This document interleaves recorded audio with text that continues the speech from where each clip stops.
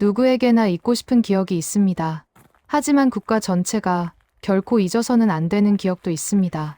지금으로부터 약 40년 전 경기도 화성군의 밤은 유난히 깊고 어두웠습니다.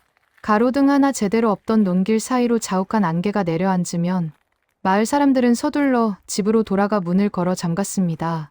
평화롭던 시골 마을을 단숨에 지옥으로 몰아넣은 것은 정체를 알 수 없는 한 존재였습니다. 1986년부터 1991년까지 5년이라는 시간 동안 10명의 여성이 차가운 주검으로 돌아왔습니다. 대한민국 수사 역사상 가장 많은 인력이 투입되었고 가장 많은 눈물이 흘렀던 사건. 오늘은 33년이라는 긴 세월 동안 안개 속에 숨어 있었던 그 악마의 실체와 그를 쫓았던 사람들의 처절한 기록을 따라가 보려 합니다. 이 영상은 단순히 사건을 나열하는 것이 아니라 그 시대를 관통했던 공포와 우리 사회가 남긴 숙제를 되짚어보는 긴 여정이 될 것입니다. 제1장 1986년 평화로운 대지의 저주. 모든 비극은 1986년 9월 15일 시작되었습니다. 경기도 화성시 안녕리의 한 목초지에서 길을 지나던 주민이 끔찍한 광경을 목격합니다. 발견된 이는 71세의 할머니였습니다. 논밭과 야산이 전부였던 조용한 마을에서 벌어진 이 사건은 처음에 단순한 사고나 우발적인 범죄로 치부되기도 했습니다. 하지만 그것은 거대한 폭풍 전의 고요였습니다. 불과 한 달 뒤인 10월 20일 밤 8시경 퇴근하던 여공이 실종되었고 며칠 뒤 농수로에서 시신으로 발견되었습니다. 시신의 상태는 참혹했습니다. 옷가지로 결박된 상태였고 성범죄의 흔적이 역력했습니다. 수사본부가 꾸려졌지만 범인의 윤곽은커녕 단서조차 잡히지 않았습니다. 그리고 그해 12월 크리스마스를 불과 며칠 앞둔 날에 2명의 희생자가 추가로 발견됩니다. 범인은 점점 대담해졌습니다. 처음에는 인적이 드문 곳에서 범행을 저지르더니 점차 민가와 가까운 곳까지 침범하기 시작했습니다. 시신은 차마 눈을 뜨고 볼 수 없을 만큼 훼손되어 있었고 범인은 피해자의 소지품을 이용해 기괴한 방식으로 시신을 결박하는 이른바 시그니처를 남기기 시작했습니다. 화성의 들판은 더 이상 풍요로운 대지가 아닌 죽음의 냄새가 진동하는 공포의 공간으로 변해버렸습니다. 마을 사람들은 서로를 의심하기 시작했고 외지인은 아예 발길을 끊었습니다. 제2장 공포의 연쇄. 대한민국이 얼어붙다. 1987년으로 접어들면서 사건은 더욱 잔인한 양상을 띠기 시작했습니다. 5차 사건과 6차 사건이 잇따라 발생했습니다. 특히 6차 사건은 비가 내리는 날 밤에 발생했는데 이로 인해 비 오는 날이면 범인이 나타난다는 괴담이 전국적으로 퍼지기 시작했습니다. 빨간 옷을 입은 여자가 표적이 된다는 말에 화성의 여성들은 빨간 옷을 옷장 깊숙이 숨겼습니다. 당시 수사팀의 고뇌는 상상을 초월했습니다. 지금처럼 CCTV가 곳곳에 깔려있는 시대도 아니었고 과학수사 기법이 발달하지도 않았던 때입니다. 경찰은 범인이 남긴 족적과 담배꽁초를 수거하고 범행 현장 주변을 샅샅이 뒤졌지만 범인은 마치 유령처럼 수사망을 비웃으며 빠져나갔습니다. 연인원 205만 명이라는 유례없는 경찰력이 투입되었습니다. 산을 뒤덮고 논바닥을 훑었으며 화성 인근의 남성 2만여 명의 지문을 대조했습니다. 하지만 우리가 마주한 것은 또 다른 희생자의 소식뿐이었습니다. 수만 명의 용의자가 조사를 받았고 그 과정에서 억울한 누명을 쓴 이들도 가정이 파탄난 이들도 생겨났습니다. 고문을 견디다 못해 허위 자백을 한 이도 있었고 수사 압박에 스스로 생을 마감한 이들도 있었습니다. 하지만 진짜 악마는 그 모든 혼란을 비웃듯 자취를 감췄습니다. 제3장 8차 사건의 비극과 엇갈린 운명. 여기서 우리는 8차 사건을 주목해야 합니다. 1988년 9월 박모 양이 자신의 방에서 잠을 자다가 살해된 채 발견되었습니다. 이전 사건들과는 달리 집안에서 발생한 사건이었고 현장에서 범인의 것으로 추정되는 음모가 발견되었습니다. 당시 경찰은 이를 근거로 방사성 동위원소 감별법을 사용해 인근에 살던 윤 모 씨를 범인으로 지목했습니다. 윤 씨는 소아마비를 앓아 거동이 불편한 사람이었습니다.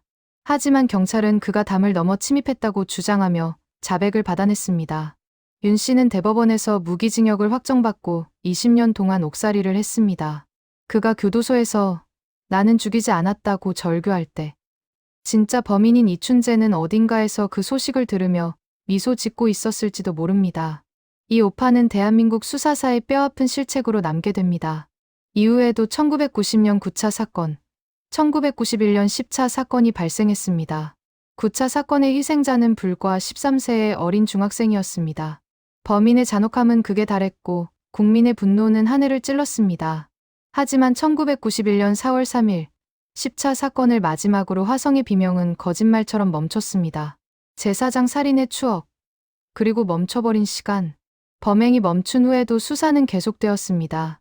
하지만 결정적인 단서는 나오지 않았습니다. 2003년 봉준호 감독의 영화 살인의 추억이 개봉하면서 이 사건은 다시금 국민적인 관심을 받게 됩니다. 영화는 당시 수사의 무기력함과 시대적 한계를 적나라하게 보여주었습니다. 영화의 마지막 장면, 형사 두만 역의 송강호는 카메라를 뚫어지게 응시하며 관객에게 묻습니다. 밥은 먹고 다니냐? 이 대사는 단순히 시나리오상의 문구가 아니었습니다. 영화를 보러 올지도 모를 범인에게 혹은 어딘가에서 평범한 이웃으로 살아가고 있을 그놈에게 던지는 전 국민의 분노 섞인 질문이었습니다. 그러나 시간은 야속하게 흘러갔습니다. 2006년 4월 2일 마지막 10차 사건의 공소시효가 만료되었습니다. 이제 범인을 잡아도 법의 심판대에 세울 수 없다는 절망적인 사실 앞에 유가족들과 평생을 바쳐 그를 쫓았던 수사관들은 피눈물을 삼켜야 했습니다. 그렇게 화성 연쇄 살인 사건은 대한민국 최악의 미제 사건이라는 이름으로 영원히 묻히는 듯했습니다. 제5장 2019년 33년 만에 깨어난 진실. 기적은 전혀 예상치 못한 곳에서 과학의 힘을 빌려 찾아왔습니다. 2019년 7월 경기 남부경찰청 미제 사건 수사팀은 당시 사건 현장에서 수거하여 보관 중이던 증거물들을 국립과학수사연구원에 다시 보냈습니다. 30년이 넘는 세월 동안 창고에 잠들어 있던 빛바랜 옷가지들이었습니다. 과거에는 불가능했던 극미량의 DNA 추출 기술이 이제는 가능해진 것입니다. 결과는 충격적이었습니다. 5차, 7차, 9차 사건의 증거물에서 추출된 DNA가 현재 교도소에 수감 중인 한 인물과 정확히 일치한다는 통보가 온 것입니다. 그의 이름은 이춘재. 1994년 충북 청주에서 처제를 살해한 혐의로 무기징역을 선고받고 부산교도소에서 복역 중이던 인물이었습니다. 당시 56세였던 이춘재는 교도소 내에서 1급 모범수로 지내고 있었습니다. 규율을 잘 지키고 온순한 성격으로 알려져 동료들 사이에서는 법 없이도 살 사람이라는 평을 듣고 있었습니다. 33년 동안 수많은 가정의 행복을 짓밟고 국가 전체를 공포의 도가니로 몰아넣었던 악마는 너무나도 평범하고 인자한 중년의 모습으로 우리 곁에 숨어 있었던 것입니다. 제6장 악마의 고백, 드러난 14명의 희생자. 처음 수사팀이 교도소를 방문했을 때 이춘재는 혐의를 완강히 부인했습니다. 내가 왜 화성 사건의 범인이냐며 당당한 태도를 보였습니다. 하지만 경찰이 들이민 DNA 증거와 끈질긴 대면 조사 앞에 그의 평정심은 무너졌습니다. 10번이 넘는 조사 끝에 이춘재는 마치 둑이 터지듯 자신의 범행을 털어놓기 시작했습니다. 그의 입에서 나온 진실은 상상을 초월했습니다. 그는 화성에서 발생한 10건의 사건 중 모방 범죄로 알려졌던 8차 사건을 포함해 10건 모두를 자신이 저질렀다고 시인했습니다. 그뿐만이 아니었습니다. 화성 이외의 지역에서도 추가로 4건의 살인을 더 저질렀으며 30여 건의 성범죄도 자신의 소행이라고 고백했습니다. 그가 털어놓는 범행 수법은 당시 경찰이 파악했던 것보다 훨씬 더 치밀하고 잔혹했습니다.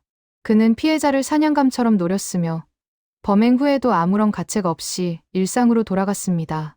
그가 처제를 살해해 잡히기 전까지 얼마나 더 많은 희생자가 나올 수 있었을지 생각하면 등골이 오싹해지는 대목입니다. 이춘재의 고백으로 인해 20년 동안 억울하게 옥살이를 했던 8차 사건의 윤모 씨는 재심을 통해 무죄를 선고받았고 국가로부터 공식적인 사과를 받았습니다. 제7장 법의 한계와 역사의 심판. 이춘재의 자백으로 모든 미스터리는 풀렸지만 우리 사회는 거대한 허탈함과 마주해야 했습니다. 공소시효라는 차가운 법의 테두리 때문입니다. 이춘재는 이미 처제 살인 사건으로 무기징역을 살고 있지만 그가 저지른 14건의 잔혹한 살인 사건에 대해서는 추가로 어떠한 형사 처벌도 내릴 수 없었습니다. 법적으로 그는 무죄나 다름없는 상태에서 그저 기존의 수감 생활을 이어갈 뿐이었습니다. 유가족들은 범인을 앞에 두고도 단죄하지 못하는 현실에 오열했습니다. 하지만 경찰은 수사를 멈추지 않았습니다. 비록 처벌은 할 수 없더라도 이 사건의 실체적 진실을 규명하고 기록하는 것이 국가의 의무라고 판단했기 때문입니다. 결국 경찰은 이 사건의 명칭을 화성 연쇄 살인 사건에서 이춘재 연쇄 살인 사건으로 공식 변경했습니다. 지역 주민들에게 남겨진 불명예스러운 꼬리표를 떼어내고 가해자의 이름을 역사에 분명히 각인시키기 위함이었습니다. 악마는 공소시효 뒤에 숨어 법적 처벌은 피했을지 몰라도 전 국민의 공분과 역사의 심판대 위에 영원히 세워지게 되었습니다. 마무리. 우리가 잊지 않아야 할 이유. 33년 만에 드러난 이춘재의 얼굴은 상상 속의 괴물이 아니었습니다. 그는 누군가의 아들이었고 형제였으며 교도소 동료들에게는 인자한 이웃이었던 인물이었습니다. 이것이 우리가 미제 사건을 끝까지 추적하고 범인을 기억해야 하는 이유입니다. 악마는 멀리 있지 않습니다. 평범함이라는 가면을 쓰고 우리 곁에 숨어 있습니다. 비록 법적인 처벌은 공소시효라는 벽에 부딪혔지만 이춘재라는 이름 세 글자는 대한민국 역사에 영원히 낙인 찍혔습니다. 그리고 우리는 이 사건을 통해 배웠습니다. 진실은 아무리 오랜 시간이 걸려도 아무리 깊은 곳에 묻어두어도 반드시 수면 위로 떠오른다는 것을 말입니다. 지금 이 순간에도 전국 각지에는 해결되지 못한 수많은 미제 사건들이 남아 있습니다. 누군가에게는 잊힌 과거일지 모르지만 사랑하는 이를 잃은 유가족들에게는 어제 일처럼 생생한 통곡입니다. 화성 연쇄 살인 사건의 종결은 단순히 한 살인마의 자백을 받아낸 것이 아니라 남아있는 모든 미제 사건에 대한 우리의 끊임없는 관심과 과학수사의 의지를 다지는 계기가 되어야 합니다. 어두운 밤길을 걸어야 했던 수많은 여성의 공포와 자식을 가슴에 묻고 30년을 버텨온 부모들의 피눈물을 기억합니다. 이제는 화성의 들판에 더 이상 안개가 끼지 않기를. 그리고 다시는 이 땅에 공소시효라는 이름으로 정의가 멈춰 서는 일이 없기를 진심으로 기원합니다. 30년이 넘는 긴 시간 동안 포기하지 않았던 수사관들과 끝까지 진실을 기다려온 모든 시청자께 이 영상을 바칩니다. 당신이 이 사건을 기억하는 한 진실은 영원히 죽지 않습니다. 오늘 이 긴 기록이 여러분의 마음속의 작은 경각심과 정의의 불씨가 되었기를 바랍니다. 긴 시간 시청해 주셔서 진심으로 감사합니다. 구독하시고 다음 영상에서 또 만나요.